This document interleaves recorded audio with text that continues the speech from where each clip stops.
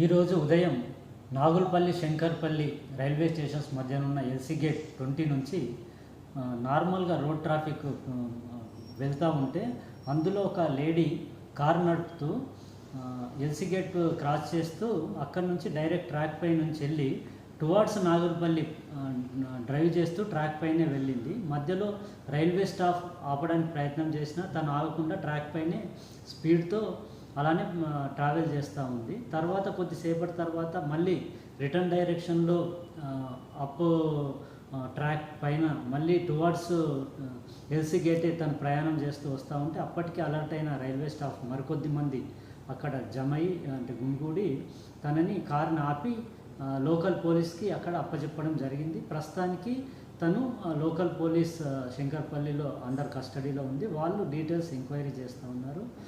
తను ఎందుకు చేసింది, ఏ ఇంటెన్షన్స్తో చేసిందన్న డీటెయిల్స్ ఇంకా రాలేదు. ఫర్దర్ డీటెయిల్స్ అంటే పోలీస్ నుంచి రావాల్సి ఉంది.